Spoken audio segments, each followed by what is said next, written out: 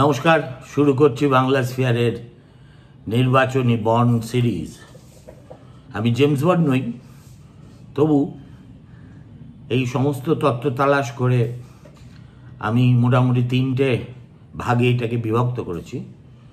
প্রথম যে এপিসোডটি করছি এখন, তার নাম দিয়েছি সাদা চোখে কালো,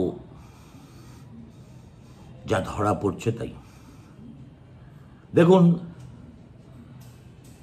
স্টেট ব্যাংক অফ ইন্ডিয়া ভারতবর্ষের বৃহত্তম রাষ্ট্রায়ত্ত ব্যাংক, 200 বছরের পুরনো। তারা যেভাবে দেশের সর্বোচ্চ আদালতের একটা 5 সদস্যের কনস্টিটিউশন বেঞ্চ, যে বেঞ্চে বর্তমান প্রধান বিচারপতি, ঠিক তারপরেই যিনি প্রধান বিচারপতি হবেন তিনি, তারপরে যিনি হবেন তিনি, 3 জন প্রধান বিচারপতি হবু এবং বর্তমান নিয়ে গঠিত বেঞ্চকে নিত্য নতুন নজর দিয়ে তারা গোটা ঘটনাটাকে যতটা পারা যায় গুলিয়ে দিতে, যতটা পারা যায় বিলম্বিত করার চেষ্টা করছে। 6ই মার্চের মধ্যে তাদের যে কাজটি সাঙ্গ করে ফেলার কথা ছিল, 4 মার্চ সুপ্রিম কোর্টের দ্বারস্থ হয়ে 26 দিন অতিক্রান্ত হওয়ার পরে তারা বললেন, হুজুর আমাদের আরও সময় দিন, 30শে জুন পর্যন্ত সময় লাগবে। কেন লাগবে এত সময়? না, যারা বন্ড কিনেছেন এবং যেসব রাজনৈতিক দল সেইগুলোকে রিডিম করেছে, তাদের মধ্যে যদি কানেক্টিং দ্য ডটস করতে হয়, তাহলে আমাদের এই সময়টুকু দরকার। আবার এক প্রশ্ন শুনানি হলো, সুপ্রিম কোর্ট পরিষ্কার গালে থাপ্পড় দিয়ে বলে দিল যে এসব কোনো কিছু চলবে না। গতকাল বিকেল 5টা পর্যন্ত সময়সীমা বেঁধে দিল, তার মধ্যে যা করার করে ফেলতে হবে। ইলেকশন কমিশনের হাতে সুপ্রিম কোর্ট যে তথ্যাবলী দিয়েছে, ডিউলি ইলেকশন কমিশন সেটা তাদের ওয়েবসাইটে ফেলে দিয়েছে। সেটা দেখার পরে শুরু হয়েছে আরেক প্রশ্ন দৌড়দৌড়ি। আজকে প্রশান্ত ভূষণ, যিনি এই মামলাটা এডিআরের হয়ে লড়ছিলেন, তিনি গিয়ে আবার সেই বিচারপতিদের বলেছেন, স্যার এটা হচ্ছেটা কি? এসবিআই এমনভাবে ফ্যাক্টস তথ্যগুলো দিয়েছে যার থেকে বোঝার উপায় নেই যে কোন বন্ড কে কিনলো, কত তারিখে কিনলো। অর্থাৎ যে ইউনিক আইডেন্টিফিকেশন নাম্বার প্রত্যেকটা বন্ডে আছে, সেই নাম্বারটা পুরো চেপে গিয়ে এসবিআই এখন আবার সেই পুরনো খেলা শুরু করেছে। সুপ্রিম কোর্টে যা হয়, সুপ্রিম কোর্ট এসবিআইকে নোটিশ পাঠিয়েছে, জানতে চেয়েছে কেন ইউনিক আইডেন্টিফিকেশন মার্ক তারা খোলসা করেনি। সে যাই হোক, তার ফলে যেটা হয়েছে যে কিছু তথ্য আমরা জানতে পেরেছি বটে, কিন্তু সেই তথ্য আপনি যতই মাইনিং করুন, আপনার পক্ষে কোন বন্ড কে কিনেছে, কোন দল, সেটা আপনি কিছুতেই আইডেন্টিফাই করতে পারবেন না। অর্থাৎ এসবিআই যেটা করলো সেটা হলো, সুপ্রিম কোর্ট যা বলেছে তা মানলাম, আবার রাজনৈতিক প্রভুদের কাছে আমাদের যে দায়বদ্ধতা সেটাও পালন করা গেল। অর্থাৎ লাঠিও ভাঙল না, সাপও মরল না। ভাবতে এত খারাপ লাগে। স্টেট ব্যাংক অফ ইন্ডিয়া কোনো এলিতেলি ব্যাংক নয়। স্টেট ব্যাংকের কাস্টমার হিসেবে আপনাদের কার কি অভিজ্ঞতা আমি জানি না, আমার নিজের ব্যক্তিগত অভিজ্ঞতা অত্যন্ত খারাপ। এবং আমি মনে করি স্টেট ব্যাংক অফ ইন্ডিয়ায় যে এমপ্লয়িরা কাজ করেন, তারা নিজেদেরকে অত্যন্ত স্মাগ এবং ভীষণ অ্যারোগ্যান্ট ভাবেন। সে যাই হোক, স্টেট ব্যাংকের এই যে ধুয়ো, এটা যে একেবারে সম্পূর্ণ ঠুনকো, সেটা তো 6ই মার্চ স্বয়ং প্রাক্তন economic affairs secretary mister Subhash Chandra Garg প্রকাশ্যে একবার ইন্ডিয়া টুডেতে রাজদীপের কাছে দেওয়া সাক্ষাৎকারে, আরেকবার বারখাদাতকে তার মোজো স্টোরিতে দেওয়া সাক্ষাৎকারে একেবারে পরিষ্কার করে বলে দিয়েছেন এই ব্যাপারে ভারতবর্ষে যদি শেষ কথা বলার অধিকার কারুর থেকে থাকে তাহলে তিনি হলেন এই মিস্টার গার্গ, যার তত্ত্বাবধানে এই ইলেকটোরাল বন্ড স্কিমটি এই সরকার ভারতবর্ষে চালু করেছিল। অতএব এই বন্ডের নারী নক্ষত্র কিভাবে কি হয় কিভাবে না হয় এটা তাঁর চাইতে ভালো কেউ জানেন না, জানতে পারেন না। তিনি কি বলেছেন? তিনি বলেছেন যে টু মাই মাইন্ড, এই যে বলেছে না যে আমাদের লিঙ্কিং করতে গেলে নামের সঙ্গে পার্টির, টাকার সঙ্গে পার্টির, এটা অনেক সময় সাপেক্ষ। সে সম্পর্কে গার্গের ওপিনিয়ন হচ্ছে, to my mind it is the lamest excuse which SBI has put in. এর চাইতে শাক দিয়ে মাছ ঢাকার অপচেষ্টা আর কিছু হতে পারে বলে গার্গ সাহেব মনে করেন না। তিনি বলছেন, it does not require silos to be reconciled or connected etcetera. Supreme কোর্টে বারবার করে এই মুকুল রাতগি বলছিলেন যে আমরা বন্ডের যারা কিনেছে তাদের নাম এক জায়গায় রেখেছি, আর যারা এর প্রাপক তাদের নাম আরেক জায়গায় রেখেছি, অর্থাৎ দুটো যাতে আইডেন্টিটি ডিসক্লোজ না হয়, এবং সেটাই ছিল এই বন্ড স্কিমের একটা অন্যতম শর্ত। অতএব আমরা দুটোকে মিশিয়ে ফেলেনি, দুটো আলাদা আলাদা জায়গায় রেখেছি। গর্গ সাহেব বলছেন সুপ্রিম কোর্ট তো এটা তোমাদের কাছে চাইনি, সুপ্রিম কোর্ট তো বলেই নি যে তোমাদের এই কানেক্ট করে দিতে হবে। তাহলে সুপ্রিম কোর্ট কি বলেছিল? It does not require silos to be reconciled or connected etc. for furnishing this information. The SBI needs no time at all. What SBI seems to be saying is that we will connect the buyers of the bonds and the recipients of the bonds. Even for doing that information, যেটা SBI এর ঘোষিত অবস্থান ছিল supreme কোর্টে, গার্গের মতে সেই কাজটা করার জন্য which is even for doing that information which is not required, the SBI will not take any more time. যদি ইচ্ছে করে কিবোর্ডের একটা ক্লিক করলেই ঝরঝর করে সব তথ্য বেরিয়ে আসবে। As I said earlier, every bond has one number. So if you sort the information on this number, you can get the information very easily. তার মানে যেটা আজকে সুপ্রিম কোর্ট এসবিআই এর কাছে চেয়েছে, আবার আরেক দফা বোধহয় শুনানি হবে, ততক্ষণে দেশে মডেল কোড অফ কন্ডাক্ট চালু হয়ে যাবে, সবাই ইলেকশনিয়ারিংয়ে ব্যস্ত হয়ে যাবে। সুতরাং এটা নিয়ে আর হই হই হই হই করার তেমন কোনো কারণ থাকবে না, অবকাশ থাকবে না। কিন্তু এই কাজটা করতেও গার্গ বলছেন এসবিআই এর কোনো সময় লাগারই কথা নয়, শুধু তাদের যেটা করতে হবে সেটা হচ্ছে প্রতিটি ইউনিক আইডেন্টিফিকেশন নাম্বারটা ডিসক্লোজ করে দিতে হবে। একবার সেটা হলেই দুধ কা দুধ পানি কা পানি হয়ে যাবে।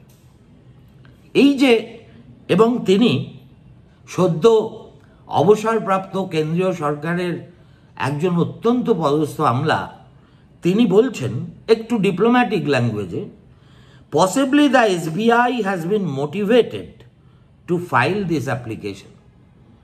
এসবিআই বোধহয় স্বেচ্ছায় এই কাজটা করেনি। ইংরেজি ভাষার মজা হচ্ছে আপনি গালাগাল না দিয়ে আসল কথাটা বলে দিতে পারেন using the proper words and phraseology. উনি বলছেন নিশ্চয়ই আসলে এটা বলছেন যে উপর থেকে আজ্ঞাবহ হয়েই তারা এই কাজ করেছে। অন্যদিকে রিপোর্টার্স কালেকটিভ, যারা এদেশে ইন্ডিপেন্ডেন্ট জার্নালিজম করে, এবং ট্রান্সপারেন্সি গ্রুপের সঙ্গে যাদের একেবারে অঙ্গাঙ্গী সম্পর্ক, তাঁরা একটা চমৎকার রিপোর্ট বের করে দেখিয়ে দিয়েছেন যে এসবিআই যে সুপ্রিম কোর্টের সামনে যে খেলাটা খেলছে, কেন্দ্রীয় অর্থমন্ত্রক চাইলে তারা যে 48 ঘন্টার মধ্যে প্রয়োজনীয় তথ্য সরবরাহ করতে পারে, তার অনেক দলিল দস্তাবেজ চিঠিপত্র তারা এই অন্তর্তদন্তমূলক প্রতিবেদনে ছেপে দিয়েছেন এবং সকলের প্রকাশ্যে এনেছেন। এরপরে এখন মুশকিল হচ্ছে, ভারতবর্ষে সবাই যদি দোকান কাটা হয়ে যায়, সিএজি দোকান কাটা, সিভিসি দোকান কাটা, ইলেকশন কমিশনার দোকান কাটা, এসবিআই এর ম্যানেজিং ডিরেক্টর চেয়ারম্যান দোকান কাটা, তাহলে ধরে নিতে হবে যে আমরা একটা অন্ধকার যুগের দিকেই এগিয়ে চলেছি। এটা গেল ফার্স্ট আমার অবজারভেশন। সেকেন্ড অবজারভেশন হলো যে তথ্য পাওয়া যাচ্ছে সেটাতে যদি আপনি ডোনারদের তালিকার উপর একবার চোখ বুলান, দেখবেন সেই তালিকায় ভারতবর্ষের সবচেয়ে বিত্তশালী নাগরিক অথবা কোম্পানি, এদের যত সামান্য প্রতিনিধিত্ব আছে, মেরে কেটে 8 থেকে 10 জন হলেও হতে পারে। ভারতবর্ষের যারা এক সে এক বড় রাইস আদমি, তারা কোথায়? মুকেশ আম্বানি নেই, গৌতম আদানি নেই, শিবনাদার নেই, সাইরাস পুনাওয়ালা অবশ্যই আছে, কেননা সেরাম ইনস্টিটিউট অনেক টাকা দিয়েছে, সাবিত্রী জিন্দাল আছেন, দিলীপ সাংভি, রাধারমন দামানি, কুমার মঙ্গলম বিড়লা আছেন, উদয় কোটাক, আজিম প্রেমজি, রবি জয়পুরিয়া, কুশল পাল সিং, হাসমুখ চুদগার, বেণুগোপাল ধূত, রোহিকা সাইরা, অশ্বিনী দানি, সুনীল মিত্তল, গোপাল কিষণ দামানি, বিক্রম লাল, মহেন্দ্র চোকসি, ইউসুফ আলী, ইউসুফ আলী, মিকি, রেখা ঝুনঝুনওয়ালা, মুরলী দেবী। এই যে 20 জনের নাম আমি পড়ে গেলাম, এরা হচ্ছেন ভারতবর্ষের প্রথম 20 জন বিত্তবান মানুষ। এদের ব্যবসাপত্রের মধ্যে কুমার মঙ্গলম বিড়লার আদিত্য বিড়লা গ্রুপ কিছু হদিশ পাওয়া যাচ্ছে, আর একটা অখ্যাত কোম্পানি, সেই কোম্পানিতে 2 জন ডাইরেক্টরকে নাম পাওয়া যাচ্ছে, যারা রিলায়েন্সের অন্যান্য কোম্পানির বোর্ডেও আছেন। তার থেকে ধরে নেওয়া হচ্ছে যে এটা আসলে রিলায়েন্সেরই টাকা, চ্যানেলাইজ থ্রু দিস কোম্পানি, কিন্তু সেটা হচ্ছে যতটা অনুমান ততটা তথ্যভিত্তিক নয়। রিলায়েন্সের যে আসল ব্যবসা, Reliance retail, Reliance Petrochem, Reliance telecom, কেউ নেই। আদানি, যার 14 পুরুষ উদ্ধার করে দিয়ে রাহুল গান্ধী গোটা ভারতবর্ষ সফর করে ফেললেন, তার নাম নিশানা কোথাও নেই। এর মানেটা কি?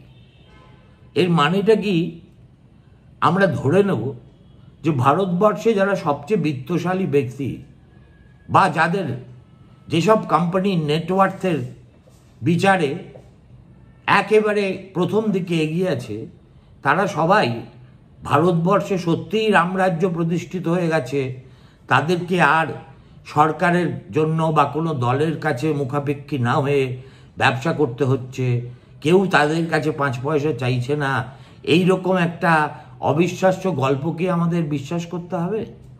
তার মানেটা দাঁড়ালো কি? তার মানে দাঁড়ালো যে এই তথ্য যেটা সুপ্রিম কোর্টের গুতোকে এসবিআই প্রকাশ্যে আনতে বাধ্য হলো, সেটা থেকে যতটা না যে সত্যটা ফুটে উঠছে, তার চেয়েও অনেক বড় সত্য হলো যা এটাকে আড়াল করছে। এর বাইরে, এই ইলেকটোরাল বন্ডের বাইরে ভারতবর্ষের রাজনৈতিক দল আর কোন কোন সূত্র থেকে টাকা পেতে পারে। গতকাল আপনাদের বলেছি, আমাদের দেশে 2013 সালের পর থেকে একটা ইলেকটোরাল ট্রাস্ট, বিবিধ কোম্পানি তারা ইচ্ছে করলে ইলেকটোরাল ট্রাস্ট তৈরি করে সেই ট্রাস্টের মাধ্যমে তাদের পছন্দের রাজনৈতিক দলকে টাকা পয়সা দিতে পারে। এর মধ্যে একমাত্র ব্যতিক্রমী ট্রাস্ট হচ্ছে টাটাদের। বাকি যারা আছে তাদের একটার কথা আমি গতকাল বলেছি, নামগন্ধ কেউ শোনেনি, কিন্তু তারা 100 কোটি টাকা দিয়ে গেছে, সেখানে রিলায়েন্স আছে। এই যে 14টা বা 18টা ইলেকটোরাল ট্রাস্ট আছে, তারা তাদের হিসেবপত্র প্রতি বছর নিয়ম করে ইলেকশন কমিশনে পাঠিয়ে দেয় বাধ্যতামূলকভাবে, এবং ইলেকশন কমিশনের ওয়েবসাইটে গেলে আপনি তার সন্ধান পাবেন। কিন্তু সেই টাকার পরিমাণটা এমন কিছু আহামরি নয়, 2000-3000 কোটির বেশি হবে না। ইলেকটোরাল বন্ডে যেখানে 16,000-17,000 কোটি টাকা উঠেছে, সেখানে ইলেকটোরাল ট্রাস্ট মারফত রাজনৈতিক দলগুলির প্রাপ্তি আদৌ তেমন একটা বড় কিছু নয়। তাহলে যেটা দাঁড়িয়ে থাকে সেটা হচ্ছে, যে ব্যাধিটার উপশম করার জন্য প্রয়াত অরুণ জেটলি বুক চিতিয়ে সংসদে দাঁড়িয়ে এই রকম একটি ওপেক ইলেকটোরাল বন্ড স্কিমের ঘোষণা করেছিলেন, সেই ব্যাধিটা আসলে রয়েই গেছে। যত টাকা ব্যাংকিং ট্রানজাকশনের মধ্যে দিয়ে রাজনৈতিক দলগুলোর তহবিলে আসে, সম্ভবত এখনো তার চেয়ে অনেক বেশি টাকা আসে নগদে। সেই নগদের সন্ধান করার কোনো প্রচেষ্টা কিন্তু এখানে নেই। উল্টে আরেকটা জিনিস দেখা যাচ্ছে, যেটাও অত্যন্ত অশুভ বলে আমাদের মনে হওয়া স্বাভাবিক। সেটা হচ্ছে, দেখা যাচ্ছে যে সর্বাধিক টাকা দিয়ে বন্ড কিনেছেন এমন 30টি কোম্পানির মধ্যে এমন 14টি কোম্পানি আছে যাদের বাড়িতে এবং কর্মস্থলে হয় এনফোর্সমেন্ট ডাইরেক্টরেট, নয় সিবিআই, নয় ইনকাম ট্যাক্স কড়া নেড়েছে, হেনস্থা করেছে, জেরবার করে চলেছে। অতএব এই সিদ্ধান্তে যদি কেউ উপনীত হন যে সরকারি কেন্দ্রীয় সংস্থাকে ব্যবহার করা হয়েছে দলীয় তহবিল তোলার জন্য, তাকে এক্সটর্শন ছাড়া আর কি বা বলা উচিত।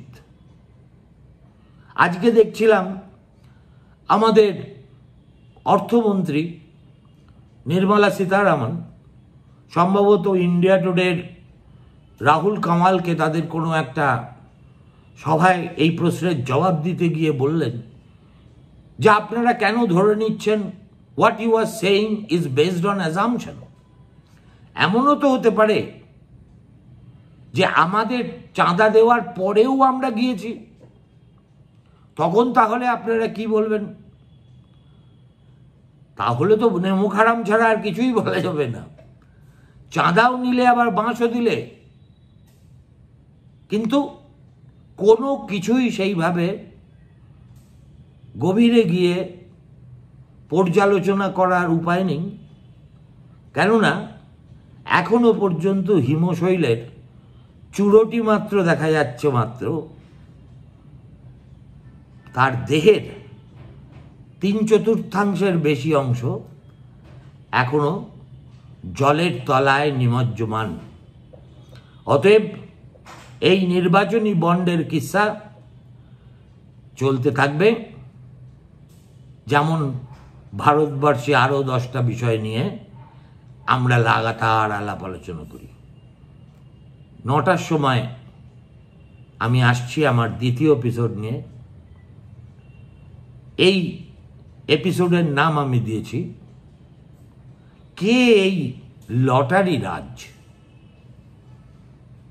নির্বাচনী বন্ডের যে কিস্সা, তাতে এই চরিত্র এখন সকলের নজর কাটছে।